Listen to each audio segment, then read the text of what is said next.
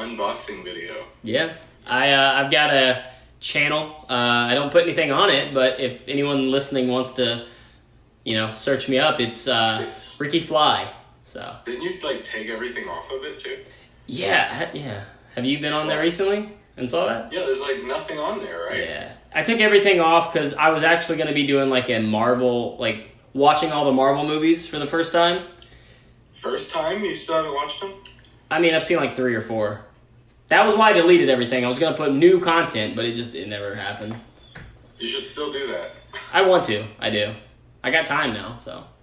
Yeah. Well, today we are going to be talking about horror movies. Mm-hmm. Not necessarily just horror movies. We're going through all of the different subgenres too, right?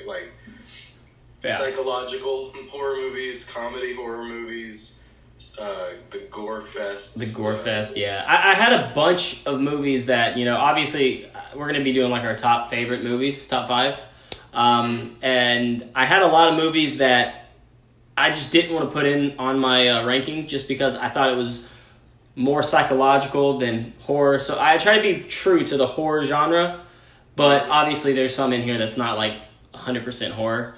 This should be interesting because I'm doing the exact opposite. Really? I'm trying to, because I love horror movies, but I'm tired of the cliches and people saying that you have to follow one specific chain of events. It's the same feeling. It's you have to be this to be considered a horror movie. But I feel I don't know, a lot of filmmakers understand that horror is just, it's so broad. You can do so many things with it. Yeah.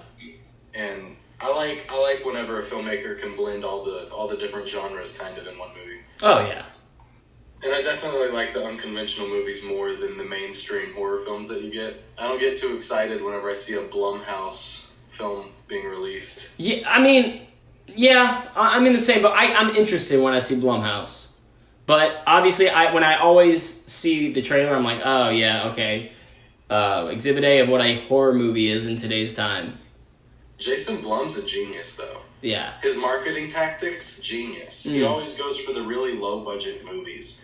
And so there's not much of a risk there. No one likes it. But whenever they hit big, and they make a lot of money because everyone goes and sees it. Now, like the Conjuring movies? Right. So yeah, I did top 5, and then I had 3 movies that didn't make the list, but they were honorable mentions. So I can cut my honorable mentions down to 4, I guess. Okay. I mean, I got 7 that I had 12. I had 12 I wanted to fit, but whatever. You can go through your honorable mentions first if you'd like. Okay. I'm gonna start on the top of my honorable mentions and then go down because I have one entry in here that might piss some people off, but I don't care. This is my list, and I'm right in my opinion. So that's how I feel. Exactly, bro. So love it. The first one on my list of honorable mentions is actually a lot of people haven't actually heard of it or seen it. It's the ABCs of Death, Part 1 and 2, and if people don't know what it is, it's basically 26 independent filmmakers got an opportunity to depict death, and they were given a letter. So they were given a random letter, A, B, C, D, whatever letter of the alphabet, and they were given $5,000 and the freedom to film whatever they want in a 2 to 5 minute span. So it's a really short and easy watch. You don't have to sit there and watch an hour long movie. It's individual 5 minute clips that are really cool, and I don't know, it's interesting.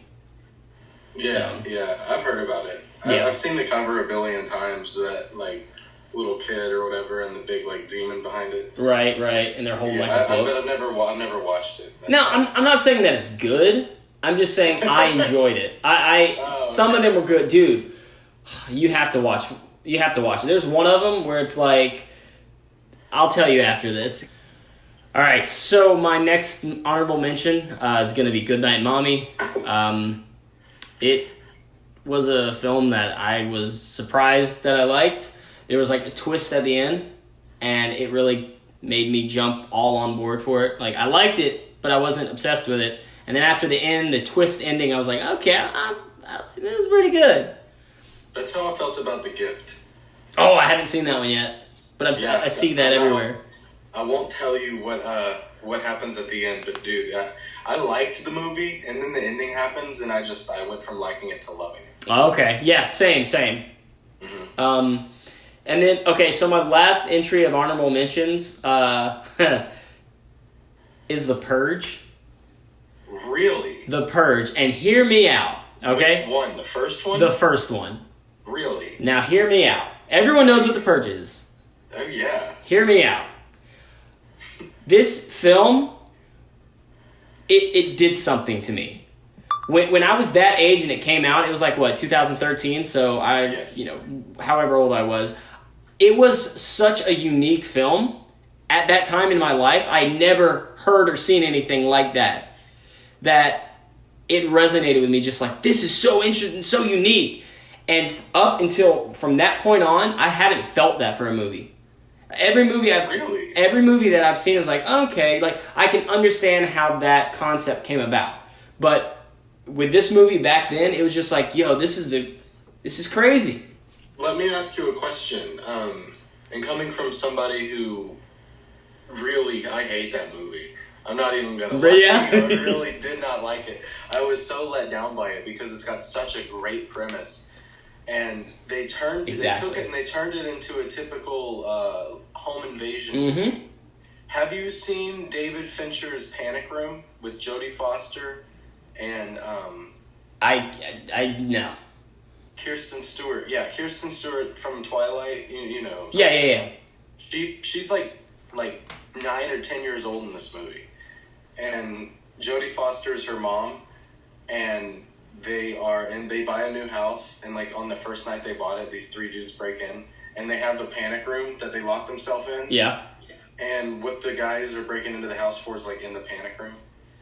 And if you want to see a good home invasion movie, watch that. That's the one. That'll change your life. It changed my life. Now, I agree with you. Like, the movie itself was pretty bad. But just the premise was so... At that time, when I was that age, I guess I was really getting into, like, writing and such. And, like, just that premise was so unique to me at that point in my life that I was just blown away. So I'll give it to you. I love the premise. Mm-hmm. I love the idea of...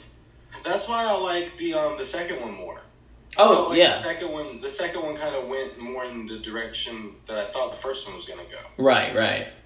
And it's not that it's like, oh, I didn't get what I wanted. It's just, I don't know. The first one felt kind of, I don't know. Like, they took the safe route. It felt safe. Like, they were like, they didn't want to go too different. They went easy with it. They go a million different directions. Yeah. With this. And like, new directions that movies have never actually gone in before. Mm-hmm. And I'm still waiting on a great Purge movie. You know what I mean? Right. Because they keep making these new ones. And God, what was that election year? Like, that was terrible.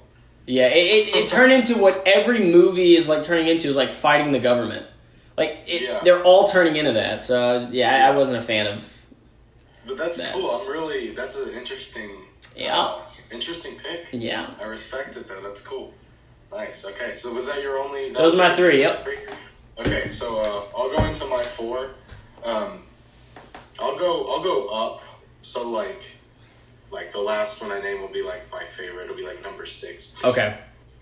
But there's no, like... I guess they're all so close, in my opinion. It doesn't even really matter. But I'll say The Babadook is one of them. I don't want to go too in depth with it, but I like the fact that the whole movie, you don't really know if there's really a monster. Mm. You're just kind of questioning the sanity of the characters. Yeah, it makes you feel kind of questioning like your own sanity and stuff, and I like that. I like that about it. The Hereditary was next up. I really enjoyed Hereditary. I was liking the movie until the scene with the car happened. Do you know, if you've seen the movie, you'll know what I'm talking about. Yeah, that was on my list, but it didn't make it.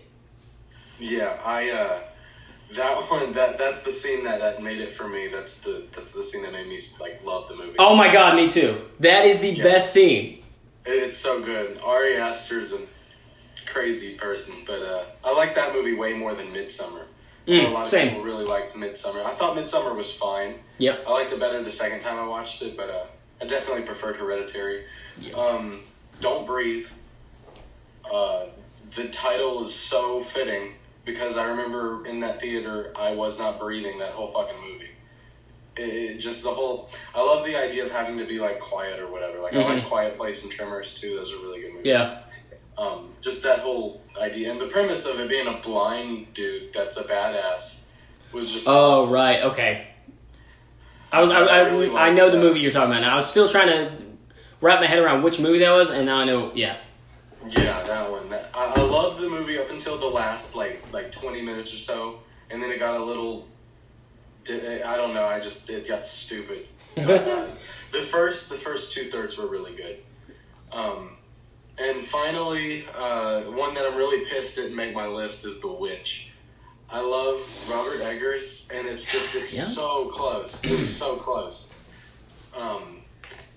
But I don't know. There's 5 horror movies. Just 5 horror movies that I saw in a 10-year span that I liked more than The Witch. So that's pretty good if you ask me. Right. The only thing keeping it from my list is the last 60 seconds. Okay. I'm not crazy about the way it ends. Yeah. I'm not crazy about that. Okay, right. And everything leading up to it was great. Yeah. It was great. The filmmaking, oh my god, the cinematography is beautiful. It's so good. Honorable mentions. Hey, these honorable mentions are honorable. We still like these, you know? Yes, exactly. They're great. Yeah. All right, so I guess we're going to go ahead into our top 5 horror movies. Say we go, we think we go one at a time. Yeah. Okay, cool. All right. I'll let you go first. All right. So, rounding the bottom, my 5th favorite horror movie of the past decade, from 2010 to 2020 right now, actually came out last year. And it is actually from another country. It's called The Platform. It's a 2019 movie. It's got 7 out of 10 stars on IMDb, and it was directed, I'm going to butcher this name, Galder Gatsilu Urutye. Oh, Jesus Christ. That's his name, man. That's his name. I don't know if you've seen it or not. Oh, no, I Dude, haven't seen it. The concept alone. To paraphrase, it's basically either a person that needs to go to prison chooses to go in the hole, or a person who wants to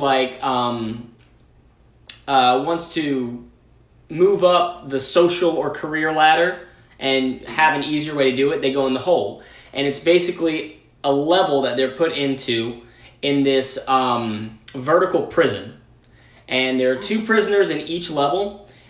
And the levels go from 1 to we don't know how far down. And in the middle, there's this huge hole that goes straight down.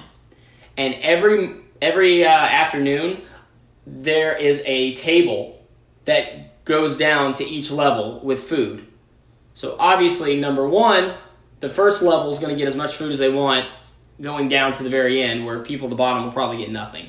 But dude, just the premise of that movie is just so good. And sounds like it. It's absolutely amazing. You learn about how humans are garbage sometimes, because there's enough food for people at the bottom to get food if people just ration. No, it's a really good movie. And it's cool because every rational idea you have, if you put yourself in that position, I would do that, I would do this, it answers every situation that you might think you have I love that. Leg up in. I love when movies do that. Yeah. That's important to me. Cool. Yeah, I gotta check it out. The Platform. Nice. Platform, yeah. That's my fifth. All right. Yeah. All right, so I'll go to a more mainstream horror movie for my number 5. A lot of people have seen this. Jordan Peele's directorial debut, Get Out, is my number 5. I think it's great. You've seen it, right? Bits and pieces. Bits and pieces, okay. Yeah. This is one of those movies you gotta watch from beginning to end, more than once to get the full experience. It's not one of those movies that's hard to understand. It's very base level. They give you all the answers the first time you see it. But when you watch it more than once, it gives you so many things to pick up on that you didn't pick up on the first time you watched it. It's hard to explain. I don't want to spoil it for you because Right. I want you to experience it yourself. I don't want to give you any examples, but it's really good, and it's satisfying. I feel like it's really crowd pleasing. I liked it more than Us. I'm the opposite. Really? I haven't seen I've seen bits and pieces enough to know what the movie is about, but I don't know, just something about Us I enjoyed a little bit better. But to be fair, like I said, I haven't seen it all the way through, so that opinion might change. I can understand that because they're both very close to me. I just feel like Us has more. Like the more I think about Get Out, the more I like it.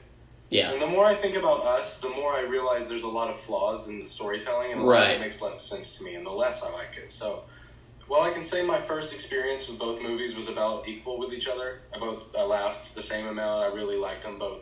I really loved them the first time I saw them. That one's gone downhill for me over time, and Get Out has just gotten better. So, that's the factor for me that decides that. But, yeah, I like Get Out. I just feel like the movie... It would have been great if they would have kind of went for a more, like, grainy approach to it, made it look old and... Okay, right. Like shot on film and not so digital and modern. Right, yeah. It could have... If it had more of a style, if it felt like it had its own style, kind of like The Witch. Yeah. I feel like if it was filmed like The Witch, the movie would have been better, in my opinion. So, I guess going to my fourth... Yeah, we can move on to your number 4 now.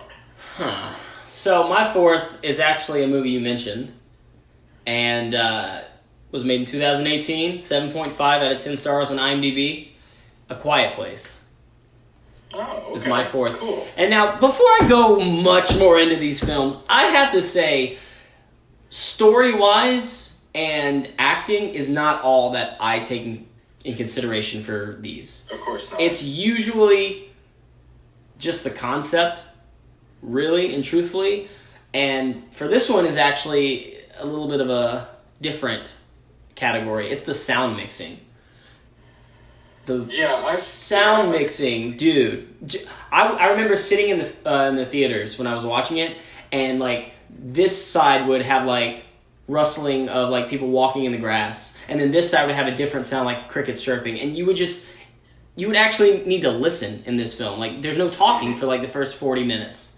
You have to listen, and it completely engulfed me in like that kind of a storytelling. All you're listening to is sounds. I really enjoyed it. So yeah, I did too. Yeah, the first time I watched that movie, I really liked it. I really appreciated the fact that they had a deaf girl in the family. Yeah, so it made sense as to why they already all knew sign language so well. Exactly. Yeah, and yeah, again, it's one of those movies that over time, as I think about it, I just pick up on logical things that make no sense. Yeah. But as I watched it the first time, I overlooked all this because I was so entertained by it. And I thought John Krasinski was great. The fact that he directed it's awesome too. Yeah. Old Jim. Yeah, that's cool. All right. Yeah, man. Yeah, so I'll move on to my number 4, which is this is a foreign movie. You may or may not have heard of it. It came out last year. I think it came out last year. Maybe it was 2018. I saw it last year. It's called Climax. When I was researching like older like scary movies that I've seen, horror movies, I saw that one, and that one interests me. Yeah, watch it. I'm telling you, it is such a trip. It is not your average watch. It's like a body horror movie. A body horror? Yeah, a body horror. Like people. It's this group of dancers. They all get in this building to practice this group dance together. And there's a lot of scenes of dancing, but it's like good dancing, like break dancing and stuff. Right.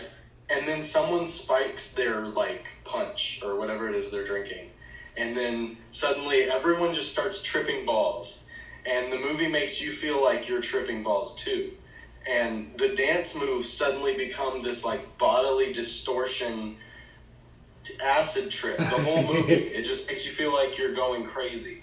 And it's disturbing and it's freaky. It is creepy and disturbing, and it's stuck in my brain long after I watched it. I'm hooked already. It sounds... Yes, absolutely. I recommend it to anybody. And a lot of people They stay away from foreign movies because it's hard to read or whatever.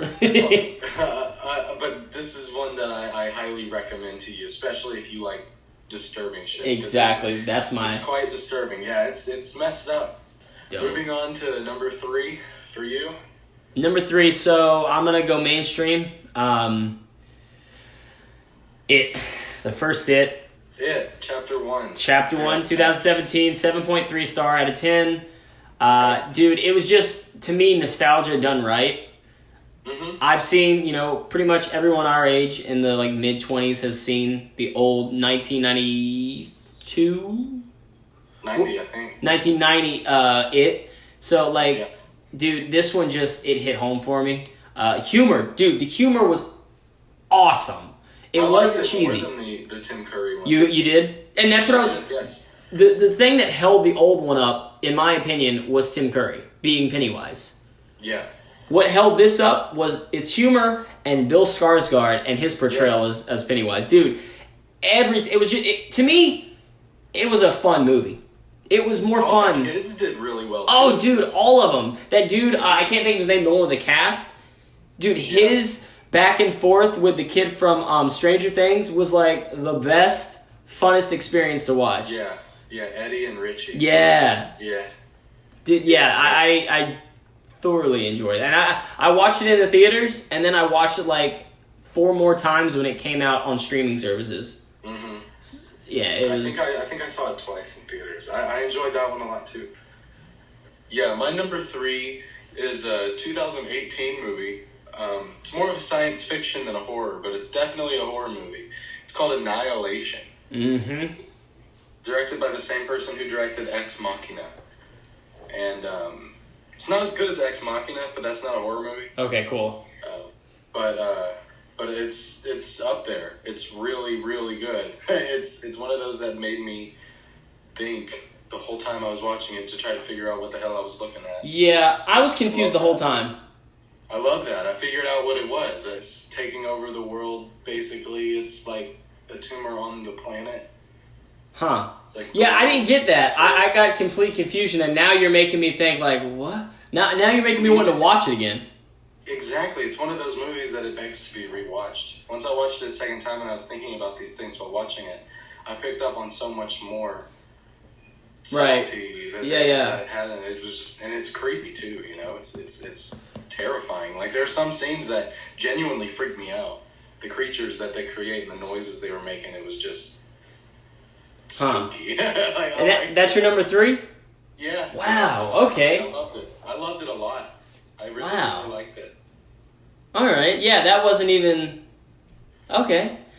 Yeah, cool. It wasn't on my radar either. And then I was like, wait a minute, that's a horror movie. And then I looked on IMDb, and that was one of its subtitles. So I was like, okay, well then I'll consider it. Right. And then it's pretty high up too. I liked it. Yeah. It's my favorite movie of that year. That is probably going to happen to me with this list. I will find another movie that I'm like, oh, dude, that would have been in my top 5.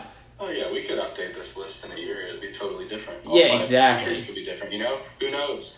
I don't think my number 1's going to be different, but me neither. Top 5 might get a little different. No, huh. I knew what my top 1. I knew what number 1 was from the beginning. So did I. No, I knew what my number 2 was, which is what I'm going to tell you right now. How do you like that? So this movie was in your honorable mentions. I think it was The Witch. Oh, I thought that was going to be your number 1. No, sir. 2015, 6.9 out of 10 stars, and directed by Robert Eggers. Only 6.9? Yeah, it was only 6.9. What a shame. It's such a good movie. It's the camera work, like you said, is absolutely breathtaking. The acting is so freaking incredible. You believe that you are watching people in the 1800s, whenever they were. 1600s, actually. You believe it. Yeah. And I mean, the best thing you can give it, the best props you can give this film is that it was endorsed by Satanists. So that's how you know they did right by Satanists, I guess. All right, well, good for them. Good for Robert Eggers. Yes, sir. Yeah, I freaking love that movie. I think I saw it in the film as well, or I saw it in the theaters, and I was just mesmerized. I was like, this is freaking amazing. It was definitely a hypnotizing experience. It Yeah. made me feel like I was hypnotized when I was watching. Right. Slow burn, the biggest slow burning movie I've ever watched. And that is going to turn a lot of people away. Because not a lot happens until the end. Slow burn, I like those. I really do. If they're done right. They can be boring, and that's a different story. Slow doesn't mean boring. Right. And The Witch was never once boring to me. Cool. Alright, but my number 2 is going in a different direction. This is more of a horror comedy movie that I've adored ever since I first watched it. And it's called The Cabin in the Woods. Okay, never seen it. Never seen it? Never seen it. Do you know what it's about? Yeah. I mean... Okay. I went into it thinking it was going to be about teenagers going into a cabin in the woods and then getting killed by a slasher. Yeah. I had no idea it was about explaining every single horror slasher movie I've ever seen. Mm-hmm. I had no idea it was deconstructing the entire genre as a whole. I thought it was pretty typical, but it was it was incredibly unpredictable. It was really, it was hilarious. God, it was so funny. And I'm not one that claps during movies, but there's a scene in the film that actually made me clap when I first saw it, along with several other people in the theater. And I'm not ashamed to say it. I think it's ridiculous when people clap, but it made me clap. I'm not going to tell you what it is either because I want you to see it. Okay. But, and I think it's on like Netflix or something that I can check it out tonight. The idea of people controlling everything that happens is just I don't know. It's something that it's incredibly creative. It's one of those ideas that there will never be another movie like it. It's one of those. It's a one-of-a-kind film, and they executed everything perfectly. The ending is perfect. I've never there's several movies that I think end perfectly. That's The Dark Knight, Whiplash, and Cabin in the Woods. Those are the 3 movies that, in my opinion, just have the most perfect ending in history. Like they're great, and oh my god, I can't. That's such a diverse 3 movies too. Yeah, yeah, I know. I don't know.